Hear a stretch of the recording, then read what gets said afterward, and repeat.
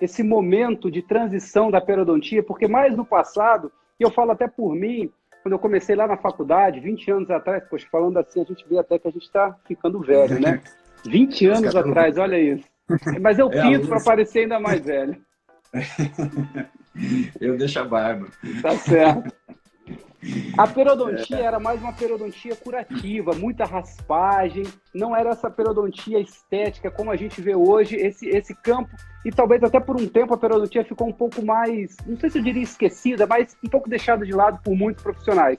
E a partir do momento que veio essa demanda estética e o crescimento, o desenvolvimento de tanto biomateriais quanto de novas técnicas, teve um boom da perioimplantodontia, podemos dizer assim. Você viveu isso também, essa transição, ou desde lá da faculdade você já tinha essa visão estética da periodontia? Não, quando eu me formei, acho que era em 2000, eu acho que foi o início da ascensão da implantodontia, né? Você tinha no mercado nacional os implantes trazendo um custo menor a esse tipo de tratamento, o tratamento com implante ficando mais acessível a várias camadas sociais, e eu vi, de uma certa forma, todo mundo que gostava de cirurgia periodontal, ou cirurgia de uma maneira geral, migrando para a implantodontia, e eu acabei ficando na periodontia. Ao final do curso da especialização, até às vezes a gente se perguntava por que ter feito periodontia e não ter feito implantodontia, né? Embora dentro da pério a gente teve a oportunidade de se desenvolver, fazer implantes e tudo mais, mas não era uma especialização de implante. Realmente a pério ela ficou apagada durante muito tempo. Tratamento de doença e pequenos enxertos gengivais, conjuntivos, tratamentos de retrações gengivais. E o que a gente viu foi que, de uma maneira geral, na implantodontia, eu acho interessante contar um pouquinho essa história, porque eu acho que é não só a minha história, mas a própria história da implantodontia de uma maneira geral. A primeira vez que eu fui colocar implante na minha vida, a minha preocupação era o seguinte: abrir um buraco no osso, fixar o parafuso e na semana seguinte torcer para que o parafuso ainda estivesse lá naquela. Essa era a ideia. E quem trabalhou, desenvolveu com implante no começo, a preocupação era fazer com que o pino ficasse estável e fosse possível colocar uma coroa após a óssea integração. Depois de um tempo, a gente se desafiou a fazer reconstruções ósseas, oferecer para os pacientes a possibilidade de colocar implantes em regiões que a gente tinha o osso atrófico, né? E as técnicas de reconstrução ósseas, elas começaram a aparecer e serem publicadas em papers, em livros. Hoje você pode, em qualquer lugar do mundo, em qualquer escola do mundo, sabe-se trabalhar com reconstruções de tecidos ósseos, né? Então, você tem isso muito bem posto dentro da implantodontia. E assim a gente praticou por muitos anos a implantodontia, reconstruindo, colocando o nosso implante e tudo mais.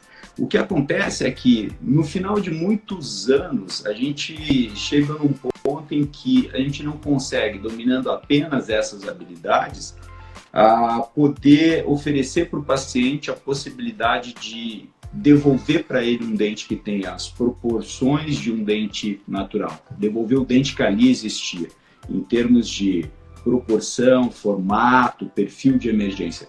Você só consegue devolver isso para o paciente ou preservando o tecido, quando você faz uma extração imediata, ou reconstruindo o tecido, e nessa reconstrução a gente tem que aprender a trabalhar com reconstruções não só ósseas, mas também reconstrução de tecidos moles.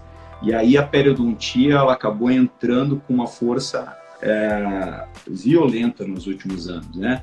Não só pela questão estética, hoje a gente vê a questão do papel dos tecidos moles em devolver saúde e manter saúde aos tecidos periimplantares.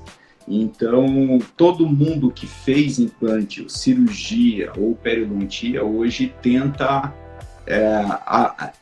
junto com os procedimentos de implantodontia, aprender e aplicar procedimentos de cirurgias de tecidos moles, né? E aí a gente viu a periodontia vindo com uma força aí para trabalhar de maneira conjunta, né? Você não trabalha hoje especialidades de maneira isolada hoje, pelo menos no nível de odontologia que a gente quer oferecer ao nosso paciente. É impossível você que trabalha só com cirurgia chegar no melhor que a cirurgia pode oferecer se você só foca na parte de cirurgia sem entender sem dominar outras partes, outros procedimentos. Você vai desde planejamento, parte de condicionamento tecidual, cirurgia, obviamente. Então, acho que é um mix aí que a gente viu.